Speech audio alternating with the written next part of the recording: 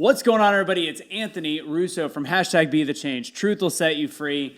And now, of course, blunt force discussion and awake, not woke gear. As you can tell, I'm rocking the Unvaccinated Lives Matter shirt today because we're going to have some fun medical discussions, which means please hold based on YouTube's descriptions because we already have trouble with the fact that there's a liquor bottle in front of me.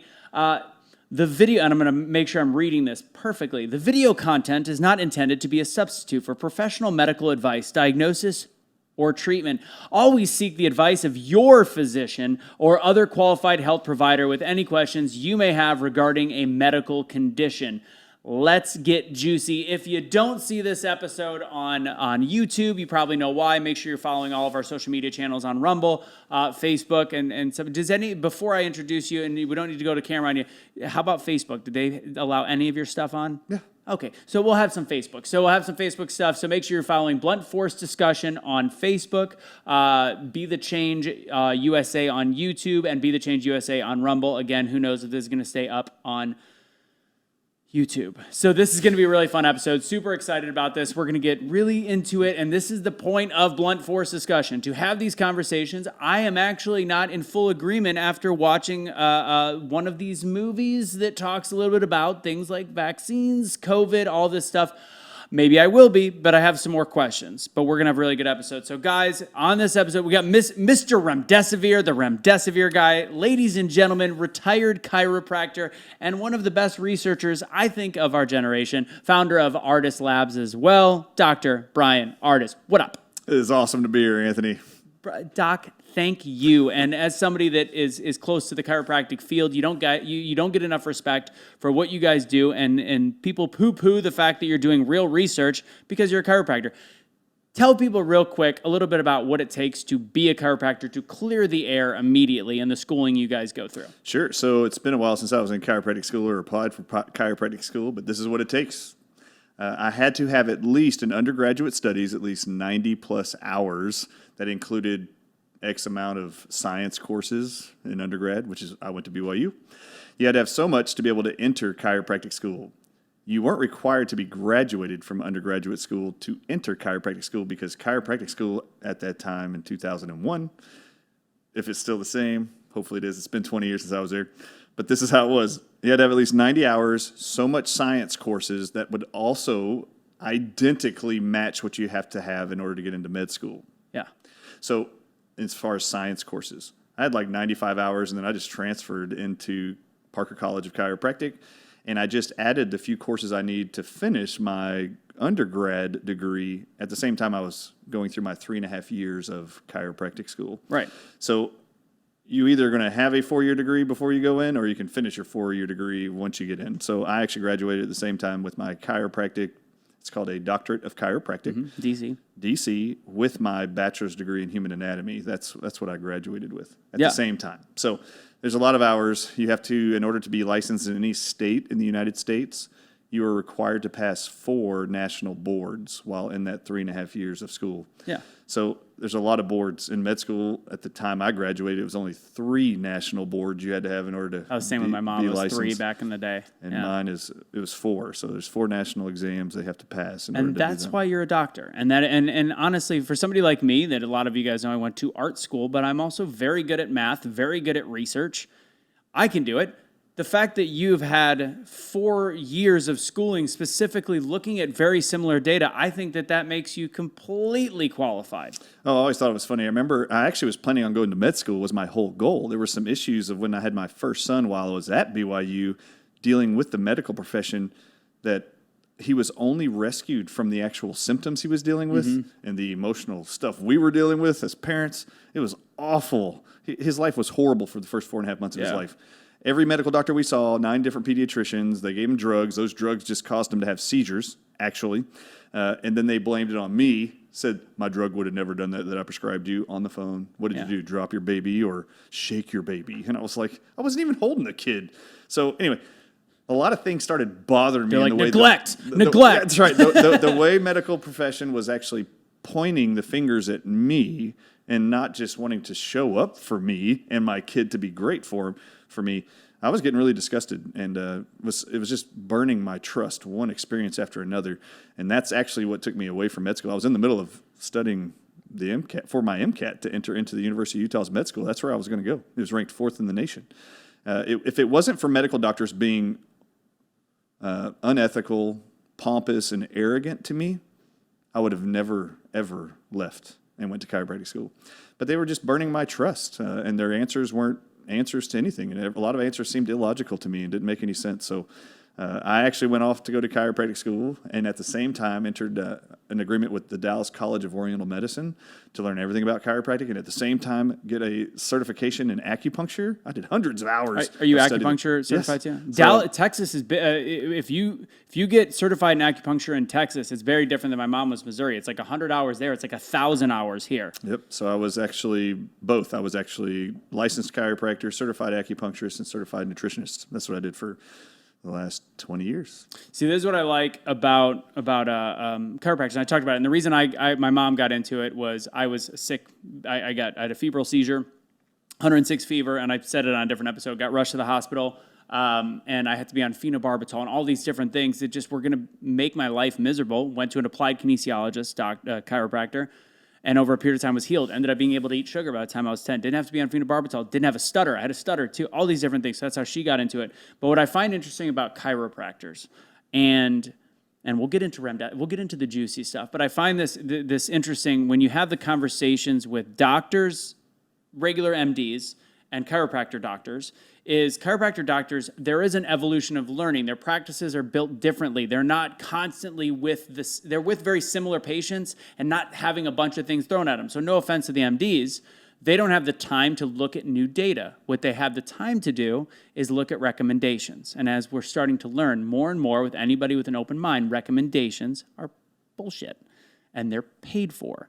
So do you think that there is a difference? Do you think some of the issues you had with your kid is being the fact that doctors are stubborn based on the fact, regular MDs are stubborn based on the fact that they follow recommendations instead of research? And procedures, actually. So my son was born, and they used forceps to extract him. And I'd never had a kid before. This is the first time I ever even seen a birth. There was so much pressure applied with the forceps to extract him.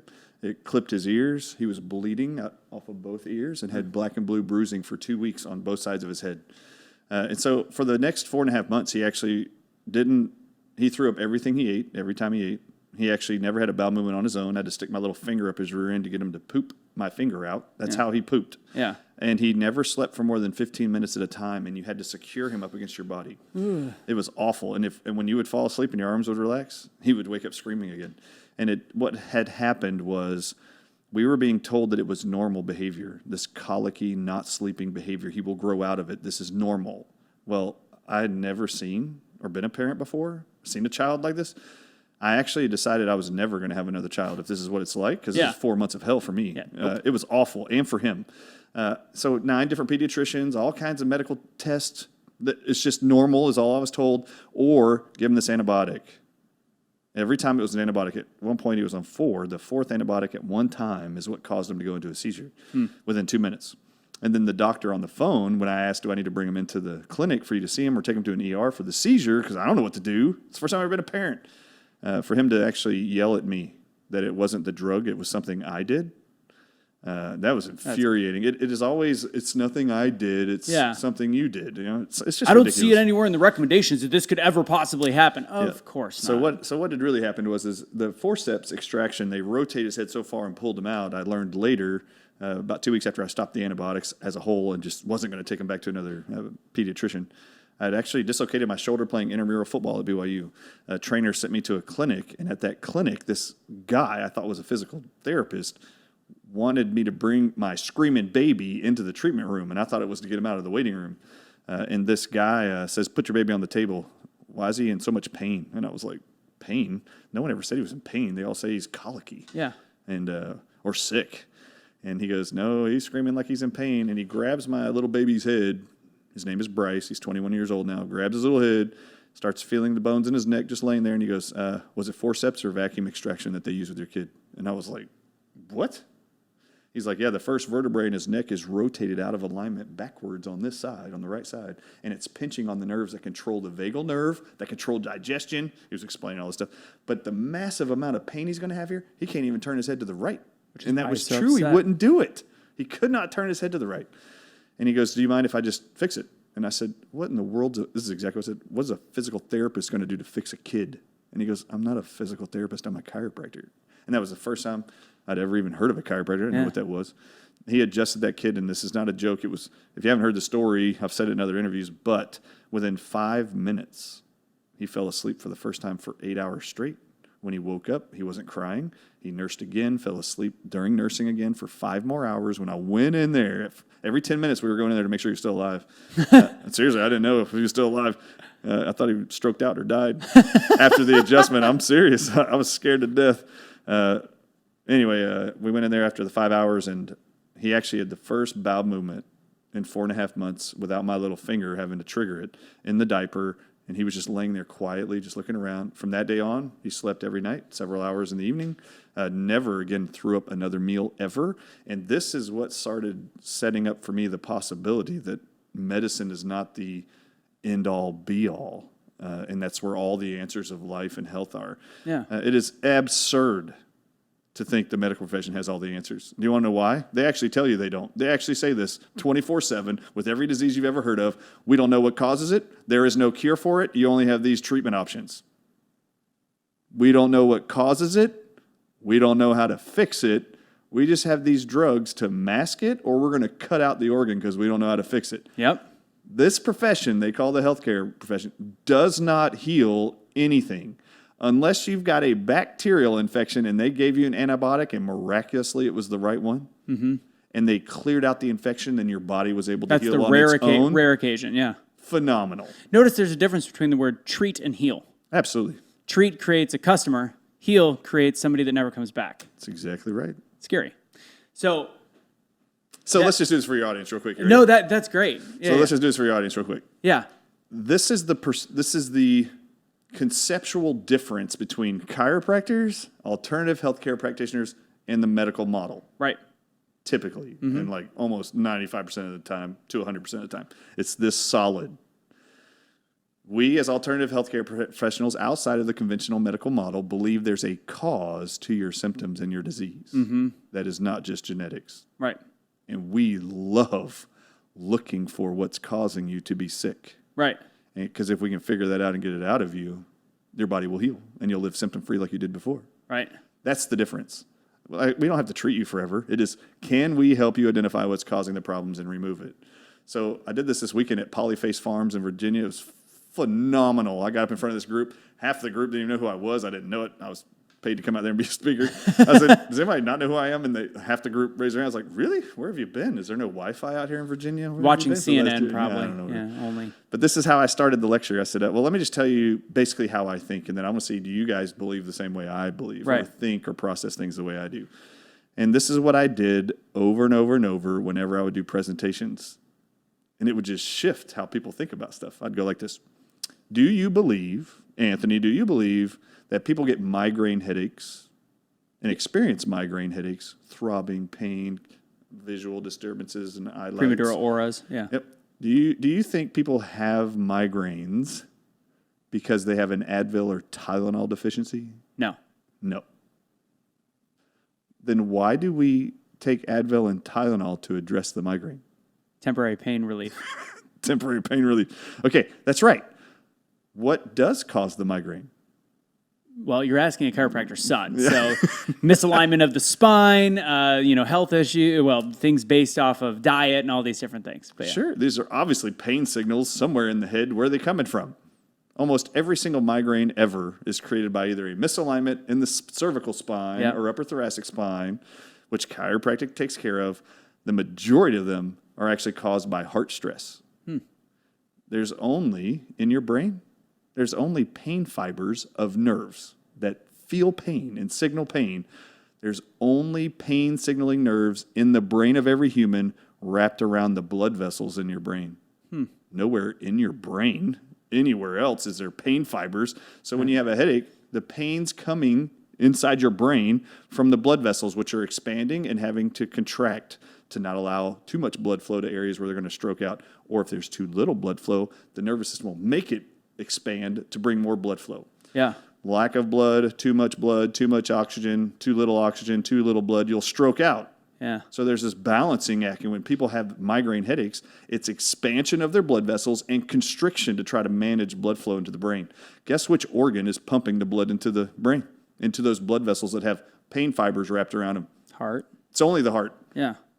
Do you know neurologists that are everybody with migraines is going to go look at? What? They're only doing like head scans, CT scans. Yeah. They're never looking down here like Right. what's doing. If you actually just ask a neurologist where are the pain nerves in your brain, they're all going to tell you only around your blood vessels. But why are we looking at any nerve tissue? Why don't we go look at the heart that pumps the blood into that thing? So is it true then, do you think also, Anthony, that people who have rheumatoid arthritis, lupus, fibromyalgia are just deficient in steroids? Like they just ran out of steroids one day. Now all of a sudden they need more prednisone every day the rest of their life. No. No. Do people have high blood pressure because they're low in high blood pressure medication? No. No. So why do they look at you and go, you need to be on this drug for the rest of your life? Because it makes money. What if they fixed the problem Right. because you had decades of your life where you did not have high blood pressure? Something changed. Why don't we see what changed? Like, what if you gained weight or went through a divorce or lost your job and anxiety kicked up? Why don't you just address that stuff? You don't have to be on high blood pressure the rest of your life. Right. It's all a flat out lie. Yeah. So A lot of it. Yeah. So, well, not all, but a lot of it. And it is interesting because there was a period of time that they realized they could make, and I can't remember exactly when that was, but there was a period of time they realized, it was about 100 years ago, that there is no money. I think it was around the Rockefeller taking over. There was not enough money in alternative care and natural medicine, but there was a crap ton of money in the non-holistic prescribed pharmaceutical stuff, and that is when the massive shift happened, where all of a sudden it's not just about what works and what doesn't. It was just like we have mainstream media today. It was a mainstream media marketing ploy against natural doctors because it didn't make anybody any money. And unfortunately, it's a patent thing. So you can't patent natural substances found on the earth. Can't patent vegetables, right? But you can isolate compounds, change them through chemistry that are unnatural, but look very close to natural substances. But if it ain't found in nature, you have the ability to patent this chemical you created. So here's a great example of how the pharmaceutical industry works. So they actually go out and gather up plants from around the world, and they want to know, do these plants work to help improve the health or scenarios of symptoms in people around the world? For example, if people can't sleep, there are people all over this world who will actually take valerian root extract, boil it, and then drink the tea, and they sleep beautifully every night. Well, when pharmaceutical companies realize there's some component in this valerian root that improves everybody's ability to sleep, valerian root, which you can get in a capsule supplement. You can actually buy valerian or grow valerian. You take that valerian root, they actually took the plant to their labs and they went like this, you scientists figure out what that component is that makes people sleep that's in this valerian root. And when you isolate it, just add a few carbon molecules to it, and then we can patent it. And the body will behave very similarly to our new chemically designed synthetic thing that looks very similar to this all-natural thing, and they called it Valium.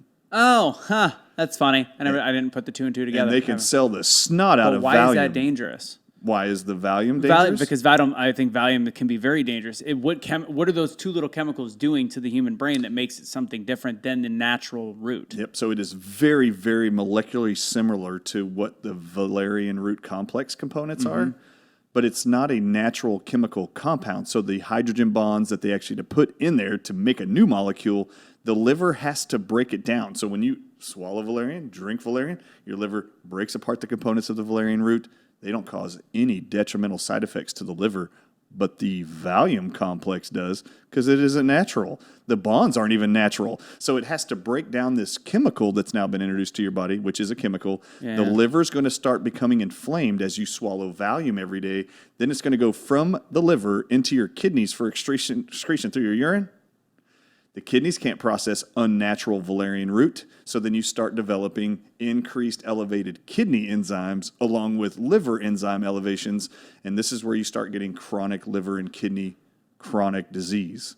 And every single pharmaceutical drug that's ever sold, they will tell you in every commercial, 90% of all drugs are made from natural compounds found in nature. Right. They just figured out how to screw them up and make them man-made. Right. Man-made products are not natural. They're made by us, and the body doesn't process them the same as in nature. So just need to understand that every time you hear a drug commercial, they will say this: ask your doctor if this drug is right for you. Then the very next statement is this, and they put it off on you. Humira, for example, for rheumatoid arthritis and psoriasis, fibromyalgia, you need Humira. Ask your doctor if Humira is right for you. Oh, by the way, it actually states in the commercials, Humira is known to cause cardiac arrest. Yeah.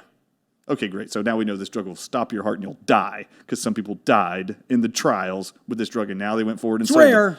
It's so ridiculous. But it happened. And then the very next words out of their mouth are, once you start taking this drug that you now are going to go ask your doctor for, Can't stop. ask your doctor if it's right for you.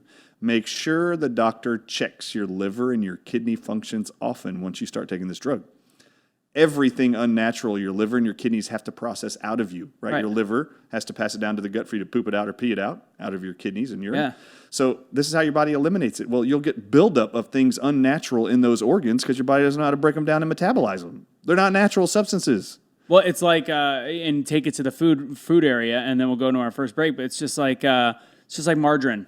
People thought that, oh my God, we can have butter that doesn't have the fat. And then we realize it's a trans fatty acid, and your body cannot, even though you're not getting the fat, your body is going to be stressing on different levels, causing there to be more fat produced in insulin, and then not being able to process this. It is the exact same thing in our foods as it is in our pharmaceuticals. Do you know that for 20 years, medical doctors promoted margarine, that it was actually healthier for you than butter? Chiropractors really never did. And do you know why they did that? Yeah, it's pretty crazy. Do you know why they were doing that? Why? Because Parquet and Country Crock, they were actually paying medical journals for advertising in their medical journals. Journal of American Medical Association, New England Journal of Medicine. They actually had margarine ads inside their research studies and in their papers and in all their publications. And those would show up in the offices of the medical doctors, and they're looking at how great Parquet and margarine is. And But let's just trust them all. Why not? Speaking of trust, guys, as you can tell, the news headlines prove one thing. The world is a very fragile place right now. That means it's time to prepare for instability. Let me ask you, do you have enough emergency food on hand? I was dyslexic there for a second. To get you through these shortages that we might have coming. I used to think this was absolutely absurd. It'll never happen, and I think as we're seeing, it might. That's why I recommend My Patriot Supply, America's largest emergency preparedness company. Act quickly. You'll save $150 off their vital 3-month emergency food kit, which contains a wide variety of delicious meals designed to give you over 2,000 calories a day. You're going to breakfast, lunches, dinners, drinks, snacks, 3 solid months per person. Every American should have this. Please just go to preparewithbtc.com. Save $150 on each 3-month food kit you ordered. Again, that's preparewithbtc.com. Save $150 on each 3-month food kit. Don't be a victim. Survive what is coming.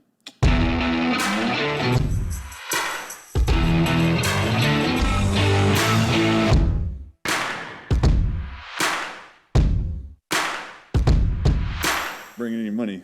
Right? Exactly. Doesn't and really you help. know, the affiliates are great, but it's definitely, it's like there needs to be something. But all right, so we share a lot of, we're kindred spirits in terms of chiropractic, health, all these different things. We want to get into it. We've got a solid, let's see where we're at.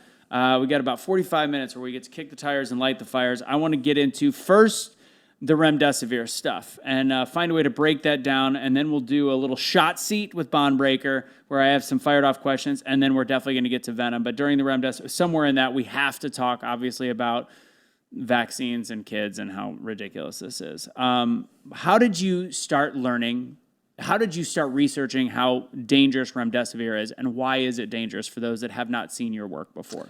Yeah, thanks for the opportunity. So there's a drug called Remdesivir. It has a brand name called Veklury, and it's made by a company called Gilead Sciences.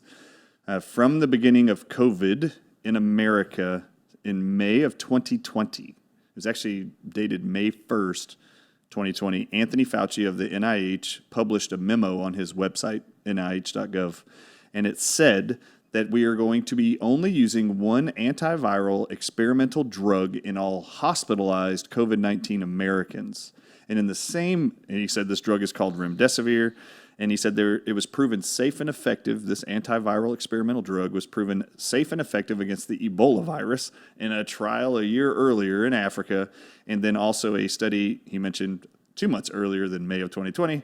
He said there was a study that finished in March of 2020 that Gilead, the maker of Remdesivir, did with 53 COVID-19 patients, and it was found to be safe and effective for COVID-19. So he was saying now this is the only drug we're going to use. And in the same little, it was a little one-page little memo, and it said, you can only use remdesivir to treat COVID-19. You cannot use hydroxychloroquine or chloroquine. There's been studies found that show that it causes increase of death of heart cells, leading to heart attacks, cardiac arrest, and death in COVID-19 patients. And I remember just going like this, well, that's weird. Hydroxychloroquine and chloroquine, I remember reading going, that's weird. Hydroxychloroquine and chloroquine have been around for like 70 years, I know, that have been FDA from what I understand. approved. Yeah. These are anti-parasite drugs for a disease called malaria. But hydroxychloroquine and chloroquine are used for a ton of autoimmune diseases. For those of you, if you know any loved ones that have rheumatoid arthritis or lupus, they're actually given Plaquenil, which is hydroxychloroquine. So these drugs are very common. They've been used for decades, FDA approved. But there was and what was it? It was the second largest. It was the Lancet, what is it, Lancet? Lancet in the UK. That is incredibly well respected. Had something slip through the crap, that actually is very fitting, through the cracks where they talked about the dangers of hydroxychloroquine, which it was eventually rescinded or said that it was incorrect. What do you think about that article and kind of how, I'm sure you've researched that, obviously. Oh, yeah. So out of the gate, that wasn't what I was concerned about in May of 2020 when I read this memo. Yeah. Because I was just kind of like trusting whatever was on the NIH's website, kind of. Yeah. But I didn't know anything about the drug, and as called remdesivir. So let me just get to that. So remdesivir, there's these two studies, he says, proves it's safe and effective against two different viruses, the Ebola virus and the SARS-CoV-2 virus, calling COVID-19. Yeah.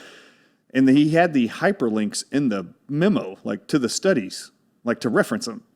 Well, when I got down to the fact that hydroxychloroquine and chloroquine were not allowed to be used, I was like, oh, that's weird. Now, that's okay, but weird. The only thing I was worried about was this remdesivir drug. And the reason why I read the studies is because I was hearing all these reports for the 2 months prior in March and April of 2020. Remember the epicenter of COVID in New York? Mm-hmm. Every single doctor in the press releases, when people were like, what's it like treating all the COVID patients? What's it like? Why are they all dying? How many people are dying? Or what are we doing? Blah, blah. What's it like to treat COVID-19, this new novel disease? Every doctor said the same thing. We have never seen a virus ever do this before, especially a respiratory virus. When we start treating COVID-19 patients, the virus moves from the lungs and goes to their kidneys and causes such severe acute kidney failure. We're not only short on ventilators to help these people breathe, we need dialysis machines, and we're short on those for all of the massive amounts of acute kidney failure. And I was like, these doctors are right. Respiratory viruses do not attack kidneys. Nope. So I was just like this. I wonder what they're using to treat these patients. This is when I went to the cdc.gov's website. I was like, cdc.gov, and in the search bar, I typed in COVID-19 treatment. Yeah. And it pulls up a COVID-19 tab, and this is exactly what it said in May of 2020. The CDC does not have any recommendations for treatment of COVID-19. We've adopted the NIH's protocol for treating COVID. And so I clicked the link, and it went to the NIH's website, and this is how I got to the memo. And I was like, okay, well, all of the reports coming out of New York at this point were everyone needs a ventilator, everyone needs dialysis, tons of people are dying because their kidneys are shutting down, and they're experiencing this COVID pneumonia. So I hyperlinked. Okay, so you have to understand this. When I read Anthony Fauci's memo, I knew something was up. The people in New York weren't getting hydroxychloroquine and chloroquine. He's saying you can't use it. They're only using this remdesivir thing. And I was like, well, let me read these two studies because I don't know anything about this drug. I've never even heard of it. Neither had any of the doctors in New York. So I opened the studies. I just happened to be home and retired for about a year and a half. I just clicked the studies and I'm reading it. I could not believe what I read. The first study on the Ebola trial, there was 4 experimental drugs treating Ebola in 4 different regions of Africa. It's still on the New England Journal of Medicine's website if you want to go read it. There's a safety board that is unbiased and unrelated to the funders of any research study ever, especially with experimental drugs. So there was someone who funded this Ebola trial with 4 drugs. That someone was Anthony Fauci. For a whole year in Africa, they were treating Ebola patients, PCR testing Ebola patients, finding out if they were positive or not, and then pumping 4 different drugs into all of them who tested positive. Halfway through the 1-year study, the safety board's reviewing the data, right? What's being reported, what's happening, injuries, deaths, blah, blah, survival rate. And they find that remdesivir is the only drug that has an over 50% death rate compared to the other 3 experimental drugs. Totally safe. It's 53.1% of everyone they gave it to died. So they actually pulled it on August 9th, 2019. They said, we are pulling Remdesivir and another drug called ZMapp that DARPA put into that study. They pulled both of those because DARPA's drug had a 49% death rate. Remdesivir's was 53%. They said, no one else in Africa can get this drug. We're done. What would have been the death rate? And this is one follow-up that I've always wanted to ask. So what would have been the death rate without any treatment? Yeah, so the published numbers are 50% of all people that get Ebola die. This means in the study, there was only one drug that had a higher than 50% death rate for the disease. It was only Remdesivir. 49.7 was ZMapp, 35.1 was a drug called MAB114, and then the other drug was called Regeneron, and it was 33% survival rate.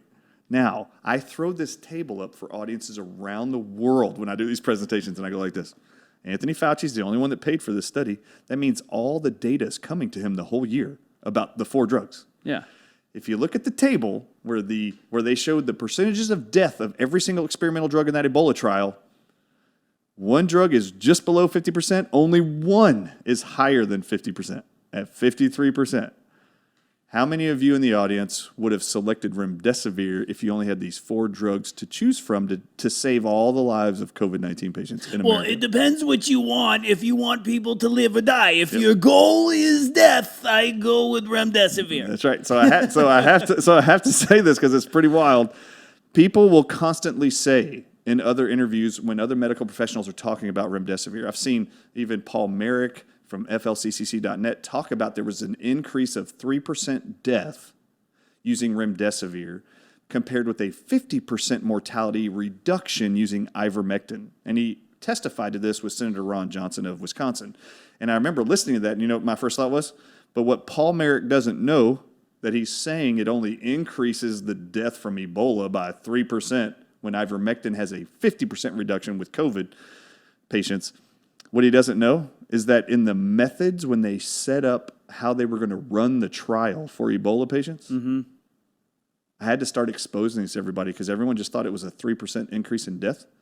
Do you know PCR tests don't identify Ebola virus or diagnose Ebola virus? Then why were they using that for? So this is a faulty, fraudulent test that's all giving them across results the board for all viruses. So they used a faulty test to test positive or negative for Ebola. But even if it was accurate, they actually said, this is Anthony Fauci's own experiment he did in Africa. He said if you PCR test a mother who just gave birth to a kid, that kid is 7 days old or younger, so only 7 days old.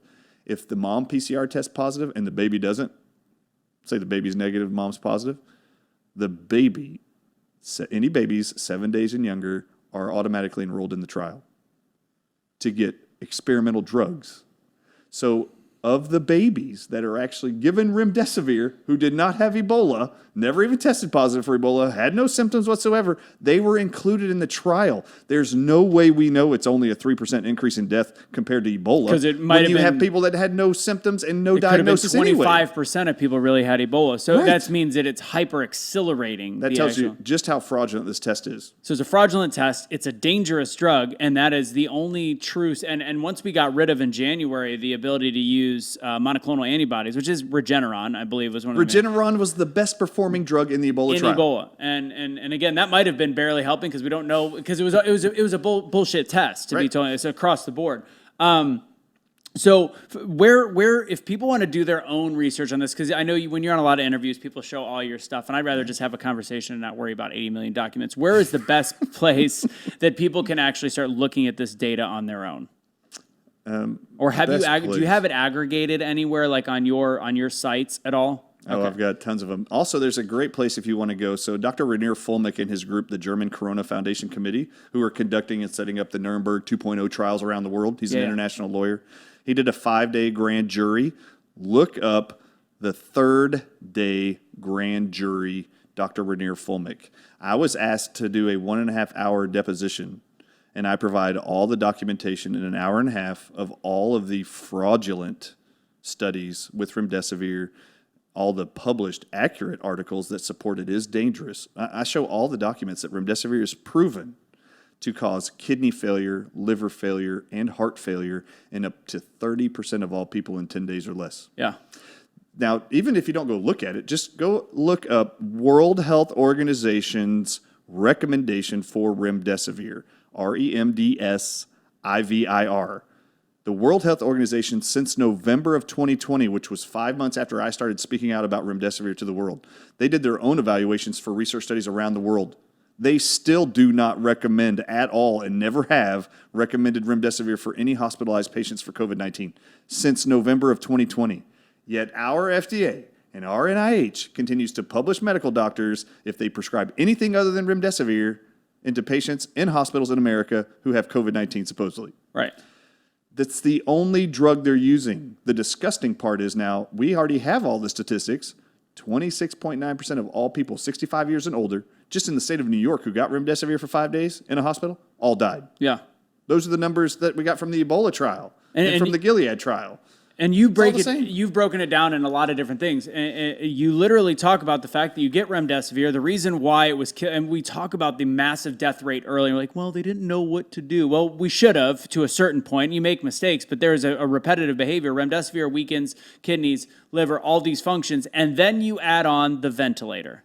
Yeah. How does that work together to kill the individual? Yeah, so I think it's a combination of the sedation drugs. Mm-hmm. They have to sedate somebody to stick a tube down your throat and shove it into your lungs to pump it. Yeah. So there's 5 drugs around the United States they've been using in a cocktail. It is morphine, midazolam, fentanyl, Precedex, and lorazepam. Now, just so you understand this, in the UK, I'm one of 4 American doctors who sued the Prime Minister of the United Kingdom, Boris Johnson. Yeah. It was me, Peter McCullough, Richard Urso, and Pierre Corey. We're all signed on as expert witnesses that he flat out murdered people in the UK. The remdesivir protocols and the end-of-life care protocols that they did there, they used 2 drugs, morphine and midazolam, and went into nursing homes around the UK in March and April of 2020 and just injected those 2 drugs into all these elderly people. And they all died. 45,000 people died. And they told the coroners, the chief coroner for the UK told every coroner, you have to call them a COVID-19 death. And none of them had COVID. Nobody even had sickness or illness in these nursing homes. Midazolam and morphine together in combination. Was it every person in the nursing homes, or was it just selective, like based on other health issues, so they could they knew that they were weak, et cetera? Yeah, Claire's Wills is a lawyer there. So is John O'Looney, who's a funeral director.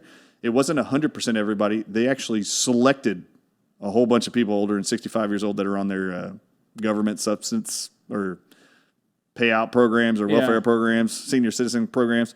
Those are the ones they isolated. If they wiped out a whole nursing home, I don't know that. Yeah. All I know is the total in 2 months per these lawyers is 45,000. What happened to that lawsuit? Oh, the lawsuits are still... Oh, with ours? With Boris Johnson? So we filed our lawsuits against them, 2 of them. One with the International Criminal Court and with Dr. Stuart White. Yeah. And we filed these 2 back-to-back, one day after another. And on the 3rd day is when Boris Johnson said, we're dropping all the mandates, all of them, in England. And then 11 countries followed in the last 2 weeks. And everybody was super excited, all wanted to interview us. So that was within 3 days of that being pushed? That was within 3 days of our first lawsuit landing on his desk. Now, heat off the bat, Now, the truth is he still should go to prison. They should be prosecuting them, and they are. So Claire's Wills Harrison is the lead attorney over there who's actually going after Boris Johnson with these end-of-life protocols that they actually approved to go kill people and scare the public that they're dying from COVID-19 and sign up for our vaccine agenda. That's what happened. That is a still ongoing lawsuit. It is actually happening in Parliament right now. I'm going to challenge this. Do you think that could be negligence, or is it strictly nefarious? Oh, it's strictly nefarious. Yep. So that's disgusting. So I just want to talk about midazolam as a whole. Okay, go ahead. Because midazolam, when this came to my attention from people in the UK, this is how they set it up in the UK to kill people. Yeah. Like they were killing people in hospitals here, trying to scare us all to get the vaccine, that all of us are going to die. They used the hospital protocols to set this up. Right. To scare us all. Using remdesivir and the same sedation drugs they used to kill those people in the UK. These sedation drugs, morphine, midazolam, Precedex, lorazepam, and fentanyl, they all do the same thing. They suppress your diaphragm's ability to contract to draw in air and slows down smooth muscle contraction so your heart can't beat. That's and fast. The longer you give it to somebody, the more poisoned they get, the lower those 2 get. Their oxygen levels drop, their heart's not pumping enough blood to keep you alive, you will die. they have this set up on a schedule, by the way. It's the average person on these hospital protocols that are only approved for 10 days for COVID, including the vent and sedation drugs and remdesivir. The average person dies on day 9. They're only authorized to do the whole COVID-19 treatment for a total of 10 days. Yeah. So the sedation drugs themselves in combination with with remdesivir, those two in combination. Remdesivir is shutting down the kidneys, flooding their lungs with water. It's called pulmonary edema. They're calling it COVID pneumonia, which it isn't. Yeah. And then they're actually using sedation drugs to suppress the lung and the lungs being able to breathe because the diaphragm can contract. And then they're suppressing the heart's ability to beat. That's what they're doing. And then shoving oxygen into your lungs as if that's going to help because you can't breathe. You're being sedated. And we have records where they're actually increasing the dose of those drugs every day they're in there. And it's supposed to be the same amount just to keep them sedated. And they typically never made it to the end of the remdesivir dose. They were usually typically passed away. It's usually day 9. Yep, Day 9. Of 10 days that they're approved for. So the last thing before we go into our next quick ad break, we started with chloroquine and we mentioned ivermectin, obviously. So chloroquine we talked about. It's, let's talk about that. Yeah, the Lancet study. Yep. So let's talk about Midazolam though too first. Did you know that Midazolam has been banned from multiple states in America? Did you know that Midazolam is a part of the drug cocktail they use to put people to death on death row? Did not know that till just now. Midazolam is that drug that they use. One of the 3 that goes coursing through the night Exactly right. veins. Yeah. That drug. It is intended to kill people. It kills people. It's a poison. It has been determined by several states in the United States that Midazolam's horrific side effects on the body is too traumatic on death row that they've banned it from the cocktail in death row. But we use it. But we use it here As in a our sedation hospitalized drug. patients as a sedation drug. Yeah. That drug. That's not good enough for death row people. It's too dangerous to kill people with that we actually are killing. But we're going to use it here in our patients and our loved ones and elderly here that can't breathe. Really? You think that's a good idea? I Smart. don't. So let's talk about the Lancet study. The Lancet study got published. This is the one Anthony Fauci was referencing, that hydroxychloroquine and chloroquine were increasing cardiotoxicity, heart disease, and death in COVID-19 patients. Do you know the average dose recommended for hydroxychloroquine ever is 300 milligrams a day? Yep. Do you know what this study in Brazil was that Anthony Fauci's department funded?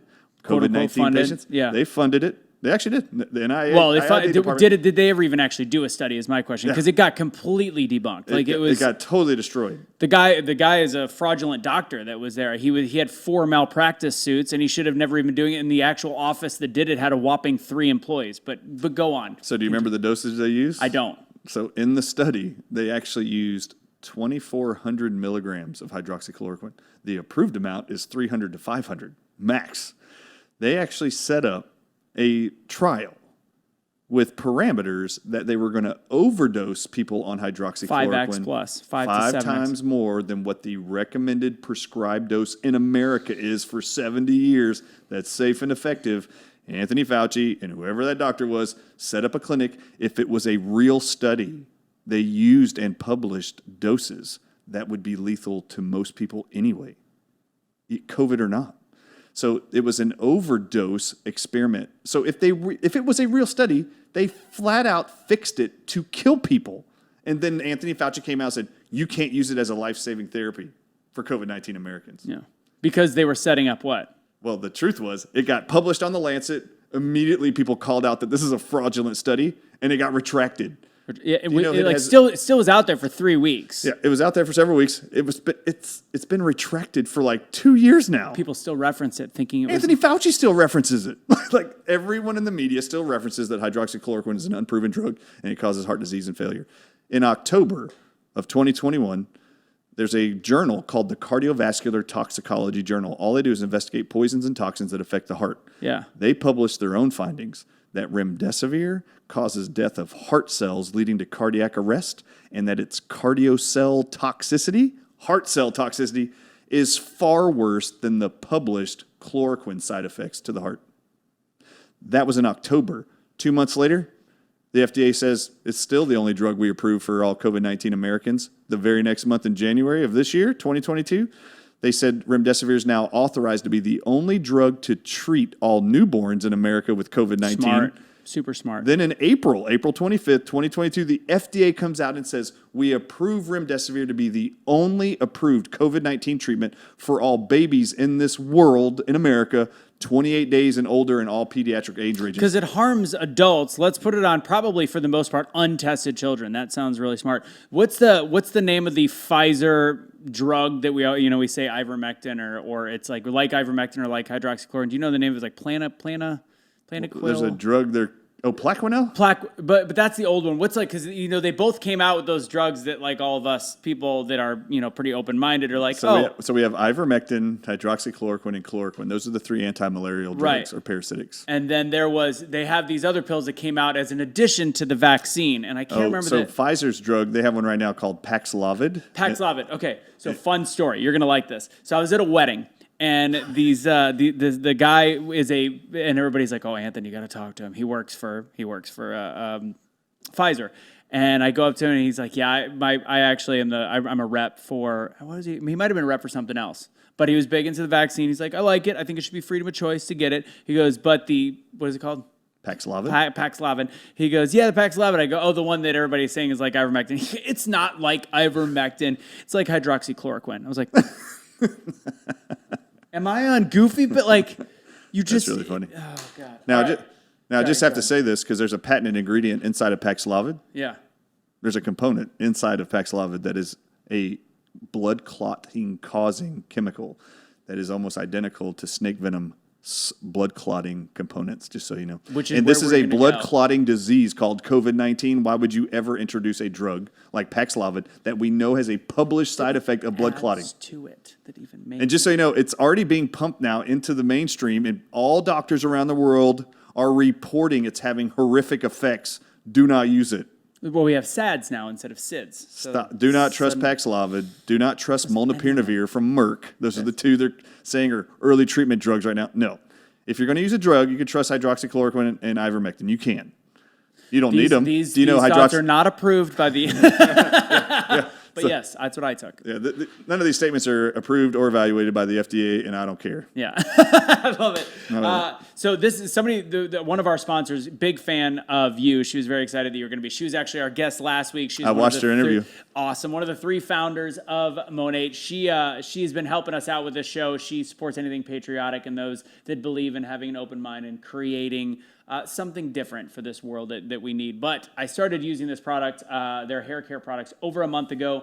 They are fantastic. If you want to purchase any of them, again, I use some of the hair sprays, some of the hair thickening. I know I wear a hat most of the time on the show. Got Monate Black here as well as the conditioner. Please go to bluntforce.mymonate.com. Again, that's bluntforce.mymonat.com. It's a completely plant-based product. It's organic. They've got more clinical trials than any other hair care product, which is how they started 6 years ago.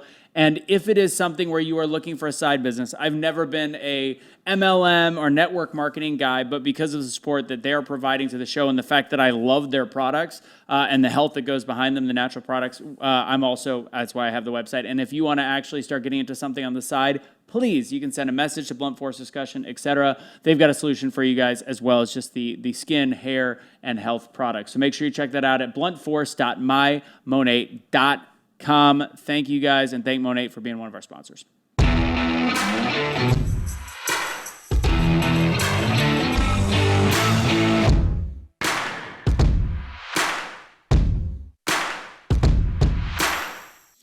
Ladies and gents, we're going right into the next part, which is typically my favorite part. Granted, second time I've done this today. It is time for the Bond Breaker shot seat. And again, who knows where we are on YouTube, but it's really just, it's water with coloring. But if it wasn't, it's delicious.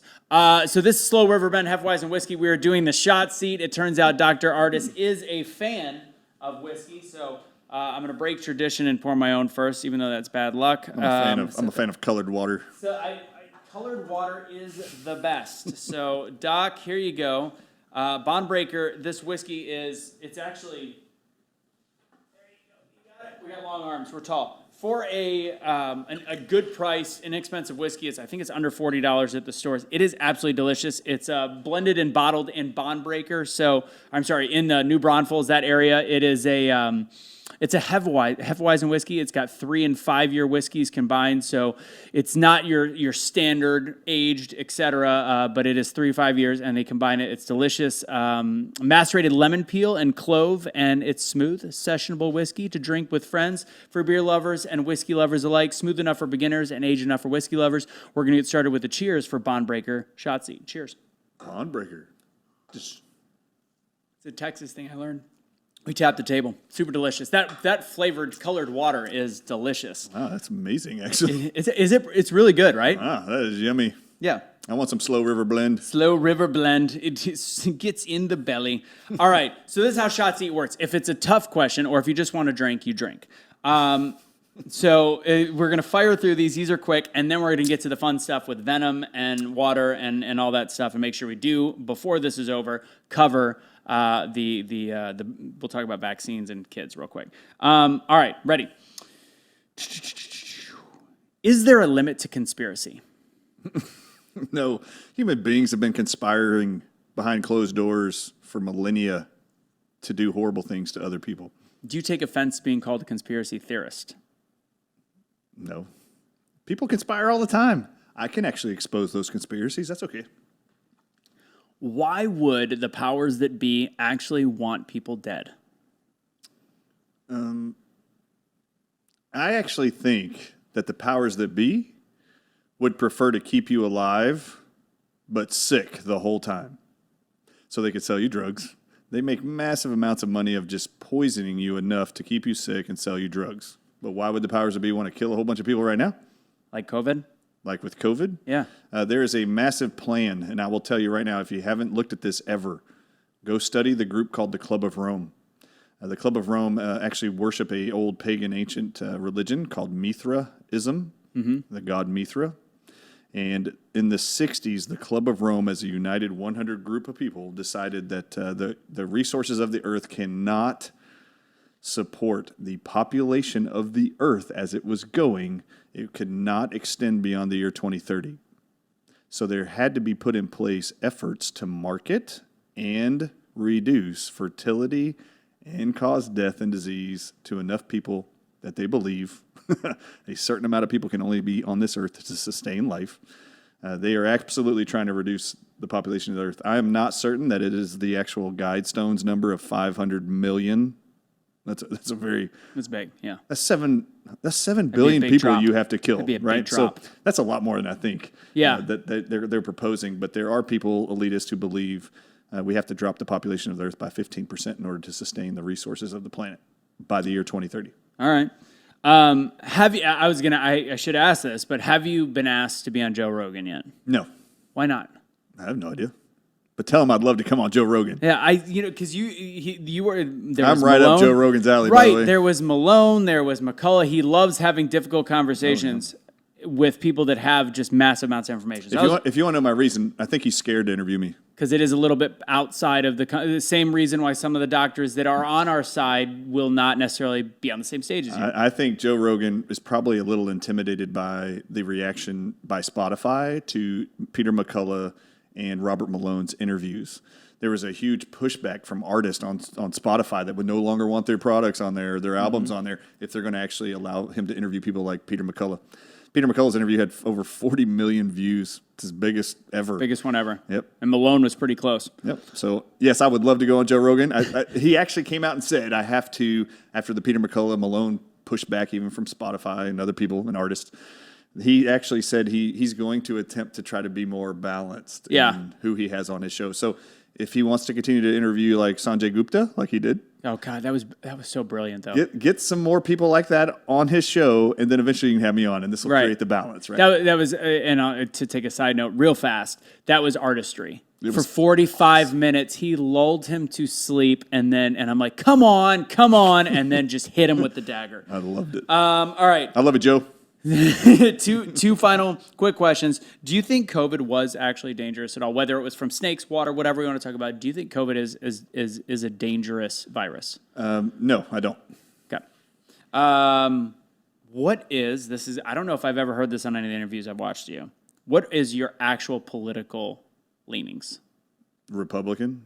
Just Republican, straight up Republican. Okay. I mean, I know how you feel about certain things. We talked DARPA, obviously, but were you a Trump supporter? Yeah, I was. And who would you vote for in the next election? Neither one of the people that I know is on the ticket right now. So no Trump? No, not especially now that he's been a vaccine pusher. Yeah, I just want to make this very clear. I've actually voted for Trump twice, and I actually praised him for the stuff he did economically. I thought it was brilliant. I really voted for him a second time, too. I have had, unfortunately, since December 1st, when he did an interview with Mark Levine on Fox News, and he said that my shots have actually saved hundreds of millions of lives. It would have been another Spanish flu, and in the same breath, he said, I'm also the one that got us Remdesivir, that is a therapeutic that works. It was game over for me. It was why would you ever say that? That's why he lost me as well. I just don't understand. Okay, and I just want to say this. Anybody on the planet right now who is telling you to trust the vaccines, I don't care if they say anything about a mandate or not, if they say to trust these vaccines, that they're safe and effective, and they themselves are getting the boosters, I wouldn't trust any human being who is saying that. It's just across the board. I would never put my faith in them again at this point. In the beginning, if he was confused or just forced like this was something he had to do to protect the economy, people constantly have tried to apologize away his stance to me. This is what they say to me. Dr. Ardis, we're getting wins that he had to do this because he was trying to protect the economy because there was going to be lockdown. So he had to push these vaccines forward. And this is my response. I love that everyone but him says that. Yeah. If that was his intent, just say it. Why do you keep saying you think you're saving lives with this thing? I agree. And honestly, my big thing that I would say to people at that point was I got it because it was an election tool. The fact that he was working on the vaccines, I knew it was going to be, I wasn't a fan of it. But I'm like, he did study groups, test groups. He showed the numbers. He had to be pro-vaccine. But now that he's out, you have the ability of pointing the truth, and it's not there. So who's your pick for the next president? I don't have one. You don't? I've got mine. Who's yours? Rand Paul. Okay, good. That's my guy, and I don't think he'll get. I don't think everybody likes DeSantis. I'm a fan that DeSantis did not buy a stockpile of the children's vaccines. I think Florida's better off having DeSantis there still as the governor. There's at least one place of freedom left. And I will say, with Rand Paul, I'm okay that you said Rand Paul. Yeah. I actually think all of his confronting Anthony Fauci is a theater.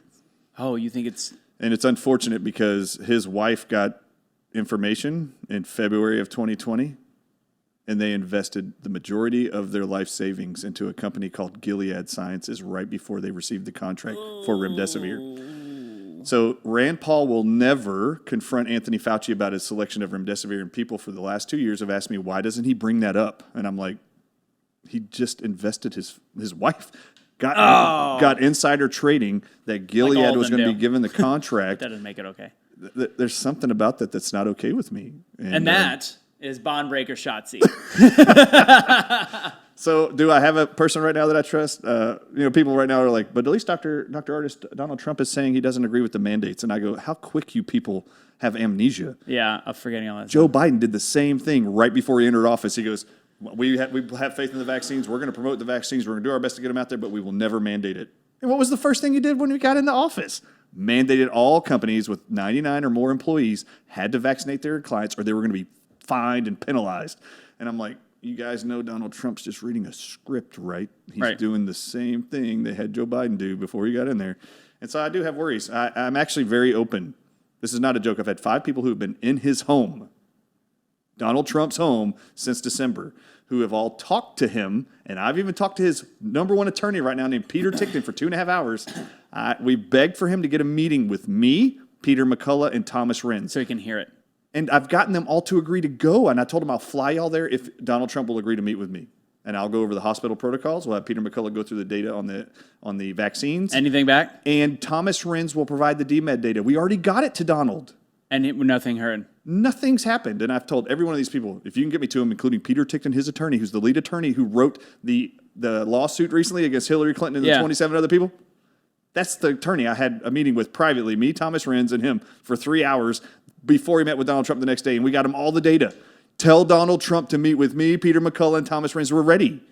And I keep telling everybody, if he continues to say no, you have to wonder why it is you believe he's on your side, but he's unwilling to listen to the people you trust. Super weird, right? Weird. All right, we're not done with the episode yet, but if you're watching on WeBeam TV, guys, just know that the 58 minutes is up. The show is over, but you can watch it on their extended, I guess, YouTube or channels, the social medias as well. We're going to be back with a bonus 15, 20 minutes where we get even more juicy. Real quick, final words, where can people find you if you're watching on WeBeam TV and the show's over? TheDrArdisShow.com. TheDrArdis Show.com. Boom.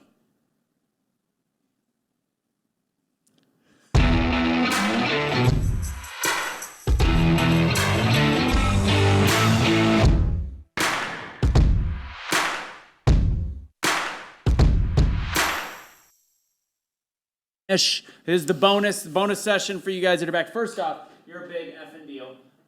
So we got these fun hats, so you can rock this. That is awesome. Let it off. We've covered most of the stuff that I knew already. Some people didn't, but it looks good. I mean, you got nice hair. I don't have that ability. That matches your skin tone quite well. Looks good. You ain't lying. Yeah, I looks look good. good in this hat. If I look good, everyone should get one of these. There you go. Yeah, and if you like any of our stuff, just go to awakenotwokestore.com. That's where you can get the Unvaccinated Lives Matter shirt, which is the topic since it is a hot topic, and I know that I want to make sure we at least touch on venom and water because I wanted to challenge you on that, which means we probably are going to have you come back if you have any time of your 8. Bring it on. All right, so let's talk children's vaccines. Now just got pushed through the FDA. Give us your educated thoughts on the fact that now 6 month to 4-year-olds are now allowed to get vaccinated, or not just allowed, told they should be vaccinated. Okay, so do you know how many shots were approved to consider a 6-month-old to 4-year-old vaccinated? How many? 3. Okay. So it's 3 Pfizer shots that they approved for children. Okay. If I asked you right now, what was the percentage of children they're wanting to vaccinate right now who survived COVID? What's the percentage? 99.99%. No. What's the percent they want to vaccinate right now that survived COVID? Oh, 100%. 100%. Okay, listen. It's been 2.5 years of this COVID pandemic. Yeah. And 100% of the surviving children for the last 2.5 years, we now need to convince parents that you need to give them a shot to help them continue to survive. Right. Does that make sense to you? Yeah. No. I think they already proved they can survive it. They already survived it. Okay, do you know how many children died in the age range 0 to 4 since the beginning of the pandemic? So with COVID. With COVID, not because of COVID. With COVID. Just with. So the bigger number, that should be the bigger number. I know that 0 to 19, it got up to about 2,000, and they corrected it down to 1,400. So I'm going to guess, that's 0 to 19. I'm going to guess 0 to, would you say 4 years old? 0 to 4. I'm going to say is 212. It's 442. Okay. Good guess, though. That was close. Yeah. So it's 442 kids died with COVID. Do you know 90% of, this is per the CDC, by the way. You can go on cdc.gov's data tracker right now and click ages, and it will show you the ages of those that have been hospitalized or died, all age ranges.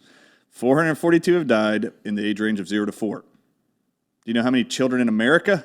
Now, that was with COVID, and do you know that the with COVID designation, that of all people who have died from COVID, every age, they had an average of 4 other diseases, including the COVID? Much like the adults issue, but yeah. So they all died with These were multiple already diseases. really sick These kids. are already really sick kids, muscular dystrophy, autism, ulcerative colitis, juvenile diabetes, or arthritis, you name it, all kinds of stuff. Heart disease or congenital defects. This is who was dying with COVID, not because of COVID. They designated with COVID. Yeah. So 442 children died. Do you know how many children age range 0 to 4 are in America that they're wanting to vaccinate now with 3 shots from Pfizer to keep the 100% alive? Do you know how many there are? No. 19.7 million. Okay. Now, I don't know how good you are at math, but if you divide 442 divided by 19.7 million, do you know what the percentage of children who died with COVID, that 90% of them had 4 other diseases, do you know what that percentage is that died that we think we need to vaccinate all of them? 0.00002? Holy crap. That is exactly I'm right. good at math. I told you, Joe, I'm a friggin' savant with art school. Anyways. It is exactly 0.4022%. Yeah. That's not even 1%. Am I the It's not first even one a that got 0.5%. that right out of all the people that you've asked? You're the only one Yeah. that's gotten it right. Nobody else wants to give a guess or a number. It is 0.000022%. That's the death rate of these 0 to 4-year-olds. Yeah. Why do any of them need a shot? If anything, I would tell all the parents, if you wanted to protect your children, do not vaccinate them ever again with any of the CDC children's scheduled vaccinations. those children that have the 90% of them died with COVID, who have other comorbidities, on average, 4 different diseases on top of it, can all be linked to 90% of those to the the children's vaccine starting schedule. with the hepatitis B vaccine. Theoretically, just to be clear, I'm not fully once my mom went to chiropractic school, I stopped getting vaccinated, and I had to plead Christian Scientist in order to.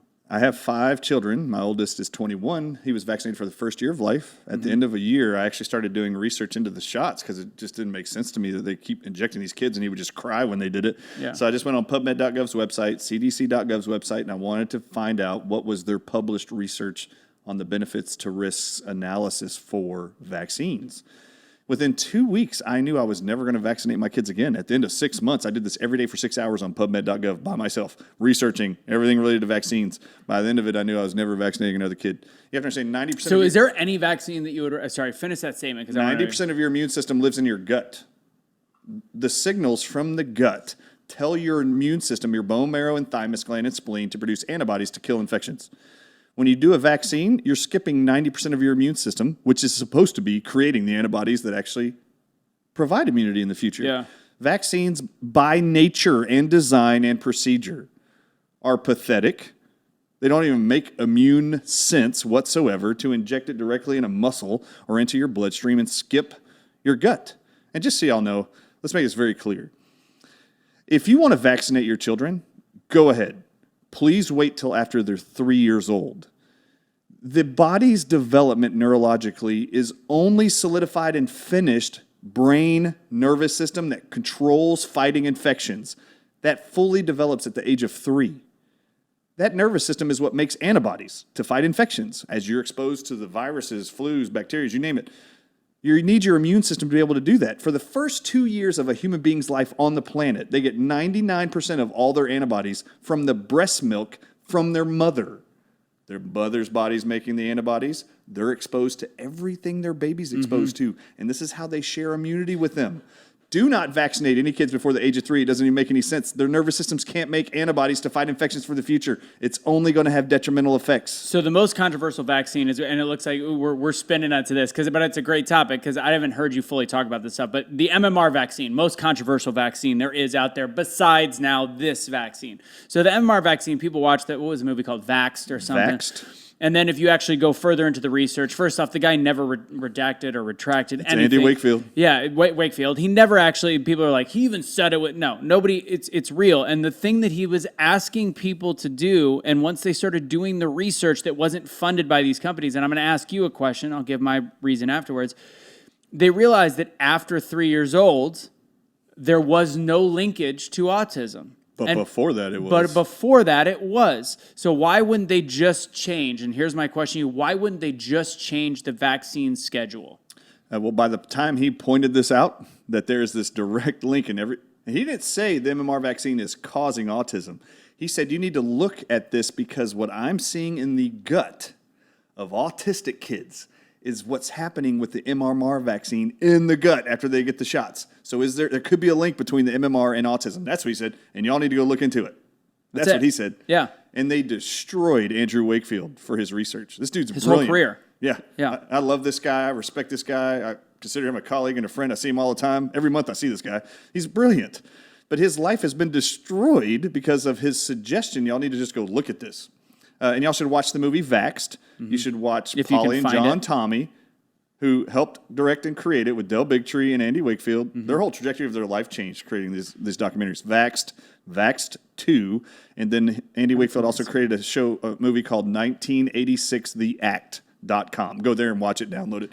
This is when Ronald Reagan signed into law that all vaccine manufacturers no longer can be penalized for injury from vaccines. I thought that was only the gun manufacturers that are not able to be prosecuted for their crimes against humanity. But okay. So you pretty much said it. You said your thing. My thought, and tell me if I'm off base on this, is at that point, it's kind of like an insurance claims adjuster. Like, where does the line cross where it's more worthwhile to pay the money here and not here? If they were to switch the schedule, even though they know it's the right thing to do, it admits guilt. Well, when you asked about why not just move the schedule to 3 years old? Yeah. the reason why they would have done that, they would have had to disclose that they figured out that African-American boys Oh, this is interesting. African-American boys who receive the MMR shot between 18 months and 24 months, if they get it then compared to after 3, there is a 3,000 times increase in autism diagnosis for that racial demographic alone. They would have had to admit that their shots they've been giving for decades is leading to autism rates in African-American children, boys. This is disgusting. Stephanie Seneff from the MIT has stated that by the year 2030, 2032, it's going to be 1 out of every 2 African-American male children will be autistic. If we continue, on one end of the spectrum. If we continue the schedule the way it is, that's what's going to happen. If they would have moved it and said we need to move this to 3, they would have asked why. And then they would have had to disclose the data that they hid. They did. Chris Thompson at the CDC shred all those, actually turned over those documents, and then actually would not testify in Supreme Court when they actually challenged him. Brian Hooker at CHD. Watch Vax the movie. It's incredible. I haven't watched the second one. I want to watch it. Watch the second one. So I'm going to say one thing, and then I'm going to let you, since we're not going to be able to really play the game and kind of go back and forth, I want you to give the venom and water. I'm going to give you a chance at a soliloquy so you can kind of go that. The one last thing, we talked about ivermectin. We talked about hydroxychloroquine. The ivermectin one is interesting because the one, and I'm going to ask you how you handle this question. Well, if Merck, who produces ivermectin, says that it's not good for treating, why would they demonize or why would they cannibalize their own product? Well, it no longer maintains its patent, actually, ivermectin, so it's very cheaply made and generically made.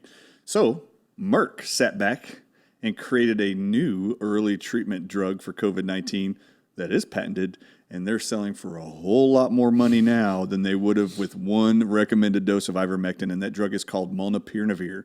Molnupiravir is actually an old drug that they're bringing back to the market that was published decades ago and taken off the market because it causes cancer. It's a known carcinogen, and you should look at David Wiseman's research. He's a PhD here at Dallas. He's been exposing that nonstop. The other, and that is my number one. Usually, number two is and this is actually before they started pushing that drug. Merck was actually working with Johnson & Johnson to produce their vaccine, which obviously makes a lot more money. But wait, vaccines are free for people. No, they're not. We're still paying for them. The government is paying them. So that was Pfizer's made more money off of the Pfizer COVID-19 shots than they have on any other drug ever. Ever in history. Ever in history. Period. And we think it's free. No, we're paying for it. The federal government's paying for it. All right, so let's try to see what we can do quickly, and if there is a time in the future, we'll have you back. We're going to see how this performs on YouTube. See how long we can keep it up for. So you're the Remdesivir guy that now has started talking a little bit of the ties of snake venom and water. Yes. Go. All right, so I got a text actually from Dr. Richard Bartlett, who was the first medical doctor and ER doctor out of Odessa, Texas, to alert the world that they didn't have to be afraid of COVID in May of 2020. He did a show here actually in Dallas with a girl named Debbie G on her platform. It had 5 million views overnight. And he was just saying, you don't have to be afraid of COVID. We have a cure. It's nebulized budesonide. Mm-hmm. Take this asthma drug that's safe for preemies to 100-year-olds. Just put it in a nebulizer and inhale it. And we're at this ER center. We're actually having a 100% success rate with every COVID patient. No one has to be afraid of COVID. They destroyed him. The medical board in Texas came after him. They were writing hate articles in the newspaper about him in May and June and July of 2020, trying to discredit him. Oxford did 2 studies to back it up and found a 90% survival rate with all hospitalized patients worldwide with budesonide. Hospitalized. Not just COVID patients. Hospitalized, the ones that at that time were killing people. With Remdesivir. Yep, 80%. Yep. So that's Dr. Richard Bartlett. He sent me a text December 1st that said, hey, doc, if you got bit by a rattlesnake, would you go to a hospital and get antivenom? 2020 or 2021? 2021. Yeah, so like 8 months ago. Yeah. 7 months ago. So he sent me a text, hey, Dr. Ardis, if you got bit by a rattlesnake, would you go to a hospital and get antivenom? And of course, my first reaction was, obviously, I would go get antivenom. Why are you asking me that? It was my next thought, right? It's dumb. Yeah. So before I texted back like, why are you sending this to me, weirdo? Which I love this guy. Why are you sending me this text? This seems unrelated to COVID. Yeah. And it was, to me. So I went online and I was like, what does he know about antivenom as a medical doctor I don't know as a chiropractor? Yeah. Because he's an ER doc yeah. who has treated snake bites in West Texas. So I looked up antivenom and I was like, what is antivenom? oh my God, the majority of all antivenoms worldwide are monoclonal antibodies. Yeah. I had no idea. Right. I was like, what? Wait a minute. Well, I was on InfoWars with Alex Jones and Kate Daly doing an interview. Yeah. This is why he sent this text, because they were asking me about monoclonal antibodies. Tell me what you mean. Yeah. Tell me. Like, all right, let's go. So what this guy's talking, he's talking about snake venom. He's talking about snake venom. Sorry, that's my Yeah, so I was like, so I just gave this, I just said I have 6 studies on monoclonal antibodies. They're deriving these for COVID from cancer cells of the spleens of pigs. And I said, why would I use those when I've got hydroxychloroquine, ivermectin, zinc, vitamin C, D, all these other things that work, budesonide? I would just prefer those over this, because what if it has long-term side effects for cancer? Yeah. And it's from another animal species. Why would I want that? So that's all I said in the interview. Well, this got sent to Dr. Bartlett because he had a monoclonal antibody infusion center in Odessa for 4 months with a 100% success rate, treating 1,200 COVID patients every month. Mm-hmm. And I interviewed him, talked about it many times. I was just saying, look, from my studies that I'm seeing, I would actually recommend these other things we're already using. This was his ability to get to me because he knew I would research it. Yeah. He's going to go look into antivenom. He's going to figure out it's monoclonal antibodies, and Dr. Ardis will admit to himself he would trust monoclonal antibodies in a life-saving situation or life-threatening situation. Mm-hmm. And for patients who have been fear-mongered for years now that COVID's going to kill you, they're all panicking when they get COVID symptoms, and they're showing up there going, what are you going to do, Dr. Bartlett? And he's like, well, let's use monoclonal antibodies. And it's working. Great. Okay, great. He's saving their lives, even if it's a short-term need. Okay. From there, the very next thought in my head was, which Richard Bartlett did not expect, it was, wait a minute, if monoclonal antibodies are antivenom and they work against snake bites, why are monoclonal antibodies being so effective against COVID? I thought COVID was a bat virus. Right. Now, this is just how my brain works. It went like this. Okay, I'll admit, I would trust monoclonal antibodies in a life-threatening situation if I got bit by a rattlesnake. Wait a minute, why is the same stuff that treats rattlesnake bites, why is it working for COVID? Right. If this doesn't bewilder you, that's weird. I went just like this. Why would it actually work? Are we being lied to about coronavirus or the bat coronavirus? Like, I didn't know, so I just went like this. I went online and I typed in original source of SARS-CoV-2. And remember, China had all their scientists and publishing what their sources were. We all believe right now it came from a bat in a cave or out of a lab. That's what we're told. That's the narrative we've been told. I had no idea that in January and February, all the way through April of 2020, that researchers in China and France were telling the whole world the spike proteins from SARS-CoV-2 are actually most identical to 2 snake venoms. And it's published. It's the Chinese king cobra venom and the Chinese crate venom. It's another venomous snake. Yep. And then the French researchers said there's even a third source it's most identical to, which are these gene sequences of the rabies virus. But what's interesting, and to the researchers, they said this in France in April of 2020. I could not believe what I was finding. Then it was starting to make sense to me. What if monoclonal antibodies are being used and working because of this venom source they're calling SARS-CoV-2 and its spike proteins?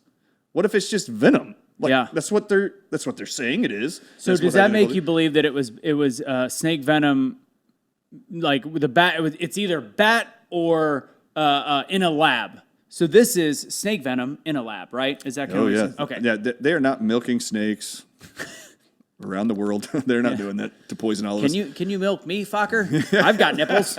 I love Meet the Parents. Holy cow, that's so funny. Can you milk me? All right, so they're not milking snakes. There's not enough snakes like that to poison the whole world. But they have weaponized venom. Yeah. And I will tell you, I'm right about the venom stuff. Yeah. I proposed that the only way they're getting these venoms into people is I was looking at and already talking about my distrust for the CDC using our wastewater treatment plants in our cities since the beginning of COVID for being our only source of a predictor of an outbreak in your town in the future. It didn't make sense to me, and I don't trust the CDC this whole time. Like, why are you messing with our water? Get out of the water. I thought this was a respiratory virus. And if it is a respiratory virus, this is just me. It's illogical to go look in water to see if you're going to have an outbreak of a respiratory virus in your town. Let me just ask you, Anthony. Okay. If you were tracking respiratory viruses called COVID-19 that's wiping out people, making tons of people sick, they all need vaccines for, and you're certain it's a respiratory virus, and and you're telling everybody to stand 6 feet apart, wear a mask, because you're convinced it's a respiratory virus. And you were the CDC, and you're watching this, tracking this, trying to save people's lives. And you knew you were taking people in your country and making them stand 6 feet apart until they got into an airplane, then you jam-pack them all in there, and they're all breathing the same air, exchanging the same air, and then landing in another city. If you were the CDC, and you had the airplane with all the people in there, and you wanted to track whether or not those people have had COVID or having COVID or going to be spreading COVID, and you had the airplane to look for this virus, would you go look in the toilet for this respiratory virus in the water, or would you go look at the air filters in that airplane? Air filters. Would you? That's what I would do. Yeah. That's what I would do. That's what I would do too. It seems like the logical thing to do is to go look at air filters for an air pathogen. They've never done that. Right. They've never done it once. They've never done it twice. They've never gone into schools. Now they open them up looking at air filters for, are these kids just It's a valid point. Why were they looking in the water? Why are you only looking in the water? And it's weird. They call it wastewater surveillance. Go to cdc.gov's website. It's called wastewater surveillance. There's 400 sites, now 647 right now. They've increased it by 250 in the last 3 months. Sites around America. Sounds like they might be planning for another pandemic right around voting time. But so, oh, they are. and for anybody that knows and watches, we've talked about the fact, and this is a different way of looking at it. We've talked about the fact that come Delta and Omicron, the way that they knew that the actual variants were shifting was because they were looking at the wastewater. That's how they said it. So we know this is not the CNN and MSNBC and even Fox. They're not hiding it. They were looking in the water to diagnose what was the current variant, which I automatically was like, this sounds like a crock of bullshit. So listen, and they say that when you flush the toilet, the water leaves your community and goes out somewhere into the environment and doesn't return back to your town. Seems a little vague. And as they're testing the poop water in your town, they're going like this. The levels of SARS-CoV-2 is getting higher every time we stick this Q-tip in here. And then they're telling you as those levels go up that they take from the site, ship to Atlanta to test at the CDC, and then they get word 5 days later, 10 days later, that they get the reports back, and then they go like this, there's going to be a respiratory outbreak in your town soon. Listen, people, they're testing the water that's supposedly leaving the city. That means it already went through you and you flushed it down the toilet. Right. That means you already had COVID because they're finding it in the water. How does it make sense that you're now going to make that the predictor for an outbreak in your town a week from now unless you're doing something nefarious? Now, I have to tell you, our government is not the only one looking only in the water. Every industrialized nation around the world, no citizen knew they were doing this until I said it. Wales didn't know. Scotland didn't know. France didn't know. They all started sending me articles the next day going, oh my God, how did Dr. Ardis know this and how did we miss it? All of our countries are doing this. They're only looking in our wastewater. Where can people find what they're like? And again, is this stuff that you have on your website? Yeah, just go to cdc.gov, wastewater surveillance, and the whole tab comes up and you can look at your map. So I just want you to pay attention. If you start hearing in your town that there's an outbreak of COVID in your town, they're coming right now. I'm telling you, there's more outbreaks coming right now. Look at your city and go, you know what city you live in. Go on the United States map that's on cdc.gov's wastewater surveillance tab. They actually show you what cities they're testing, and they even highlight it with different colors with how much COVID they're finding in the water. My problem with that is look and see if where they're testing is where you're having an outbreak. Have you been able to track? Yes, you can actually look for every month of COVID where the outbreaks are on cdc.gov's data tracker site for COVID this whole time, week by week. You can take the map, and they have these red hotspots everywhere in the country where there's the highest amount of outbreaks. If you just take the wastewater surveillance map for that same week and overlay it, they're identical. They're not different. They're identical. So to bring this all together, because again, this could go on for a while, and I'll ask you exactly where people can find. I mean, you can go to the Sue Peters interview and stuff like that. I would actually tell everybody to watch something. I would go to the drardisshow.com, and on the homepage are 3 chapters of all the 1,500 documents I figured out and disclosed with Mike Adams, the health ranger. I do 3.5 hours, and it's divided into 3 chapters: COVID, weaponized venom; Remdesivir, why I'm convinced it's actually cobra toxin, which is a venom component of king cobra venom; and why it is I'm so concerned about the mRNA vaccines. Can I just talk about the mRNA vaccines right now? Let's tie all the dangerous stuff together between, again, the snake venom and I know this kind of goes together because I've seen some of your stuff, and the mRNA. Yeah, COVID is weaponized venom. That's a part of COVID-19. In fact, the hospitalized moderate to severe cases of COVID, the University of Pittsburgh and the lead researcher Bing Liu figured out that the only difference between the mild cases and the severe cases was the severe cases had these venom peptides in their body. What the Chinese and French researchers said was the spike protein of SARS-CoV-2. Karen Kingston has done interviews on multiple shows. She has that preprint of that research study. Bing Liu, the day before he was going to go into the press in May of 2020 and tell the world about the venom aspect of COVID, correlated to hospitalization and death. He was killed and murdered in his house, 7 gunshots to his chest, 3 to his head. The whole reason why I even came out with all this stuff is because I went to a payway here in Dallas, Texas. It's in the documentary. Yeah. And I opened up a fortune cookie, and Bing Liu's name was on the back of it. When I uncovered already a few months earlier that Bing Liu was murdered, I knew immediately what he was murdered for. They are weaponizing venoms. My concern is, and we know the biological weapon that's the most dangerous is the vaccine agenda. Remember, when I say watch the water and the venoms that they're using, calling it COVID, 99% of the whole world survived. I don't care if it's in the air or in the water. That doesn't matter. I didn't say freak out about the water or the air. You don't need to be afraid of COVID or any future variant. Early treatments work. I'm telling you, we already know how to fix it. Do not be afraid of COVID or any of its variants. Yeah. You need to be afraid of these damn vaccines. Yep. So this is what I did. I wanted to know, is there any possible link to the fact that maybe they're using weaponized venom with COVID and the vaccines that they're calling COVID vaccines? So this is all I did. You can do it at home. I went like this. This is exactly what I did. How do we interpret elevated D-dimers in the blood of a patient? Because medical doctors... In the blood of a what? In the blood of a patient. A person. Okay. Yeah, person. There's this signal called elevated D-dimers that means you're having high blood clotting, and doctors in Canada already made this publicly known that their vaccinated patients with COVID-19 shots were having these elevated D-dimers showing up in their blood, which means they're having massive blood clotting all over. So I just looked it up. I wanted to know, how are medical doctors and lab technicians trained to evaluate when they see elevated D-dimers? What are they looking for? On Medscape.com, there's a published article from November of 2019. It's titled, How to Interpret Elevated D-dimers for Medical Doctors and Lab Technicians. 5 bullet points. These are the 5 things you're looking for. The first 4 are blood clot types. The 5th, snake venom poisoning. And I was like, what? I'd already gone into the venom of COVID, Remdesivir, my worries, and I was like, oh my God, what? It's the only thing of the 5 bullet points that is a cause for the blood clots that's even listed on this medical journal. The other ones are just describing the clots. So I actually went like this. Well, if it's possible that snake venom's in these shots causing elevated D-dimers, and I go through this in the 3rd chapter with Mike Adams, I show him all the documents. This is all I did online, and you can do it too. All I want to know is who created the COVID-19 vaccines. Do you know who created them? I mean, I would assume that it was Pfizer and... No, the people, the scientists who created them. I don't know. No. Okay. So it's actually 2 doctors or 2 scientists who work at the University of Pennsylvania. Donald Trump's alum, by the way. Right, yeah. Wharton. So the 2 scientists are Drew Weissman and Cataline Carrico. They are the co-creators of the COVID-19 mRNA shots.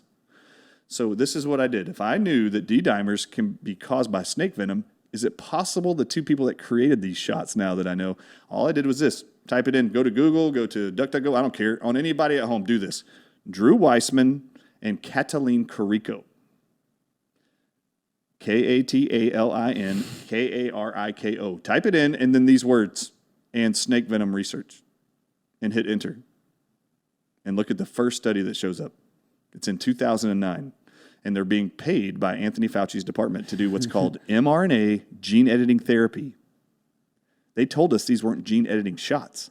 These 2 people that created these shots, they are being paid to do mRNA gene editing therapy since 2009 by Anthony Fauci. While researching snake venom at the same time. Yeah, so remember, I typed their names and snake venom research.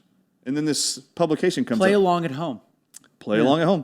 In the methods to do the research doing mRNA gene editing therapy, it says we cleave the RNA and the DNA in our lab, That means you cut RNA and DNA to insert mRNA using snake venom phosphodiesterase. This is a component of venom that digests cells in your prey. It tears down the cell membrane wall and destroys your DNA. They've been using this since 2009, 2011, 2012, 2015. I have all the studies. Now, these two people that have been using snake venom to do mRNA gene editing therapy, do you really think that they've been doing this type of research using snake venom?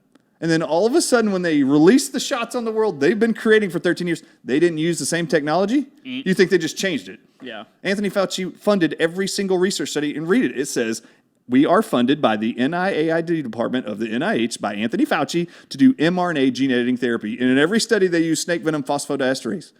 I am convinced, and you cannot unconvince me, they're either using a synthetic form of this snake venom phosphodiesterase you can make in a lab. That's what a biological weapon lab is. Of course, yeah. They are actually making these venom peptides all over the world in factories everywhere. Did you know? Did you know this? A company right after my Watch the Water documentary dropped in the UK, in England, it's called Venom Tech.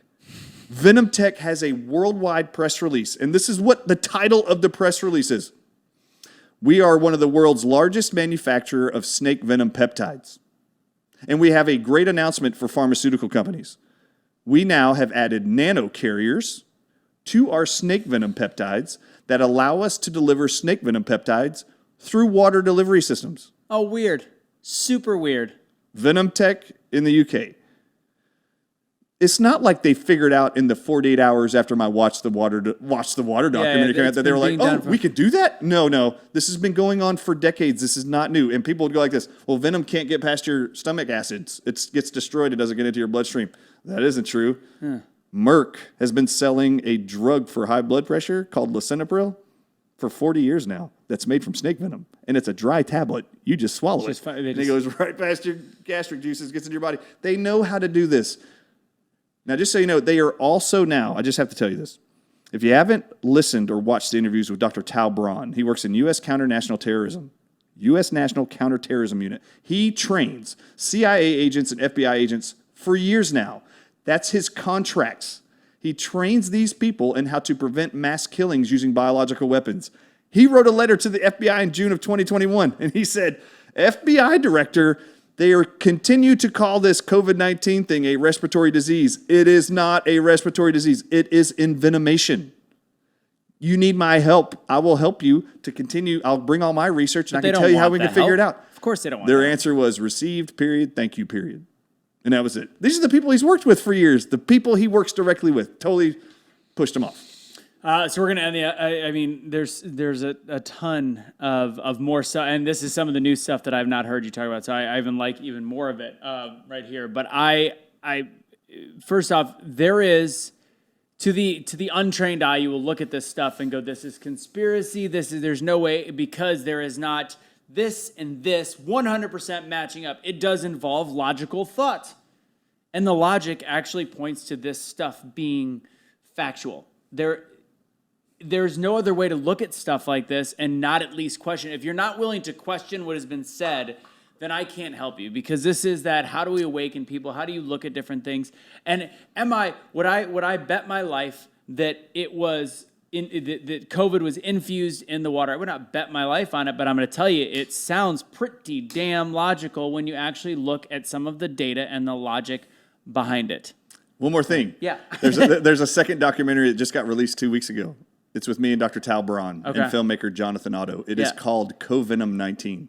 Go to covenomseries.com. It's free. Just go watch it. Perfect. And we take you through all the documentation. Yeah, and I'm going to give you the final words, because this has been brilliant, and I love this. And as we go, hopefully a couple weeks, months, we'll have maybe a follow-up, because I do want to talk more about the water, because I have more questions on how exactly the venom and it reacts with remdesivir and all this stuff. But if you could wrap up, final thoughts, where people can find you, and then I'll close the show.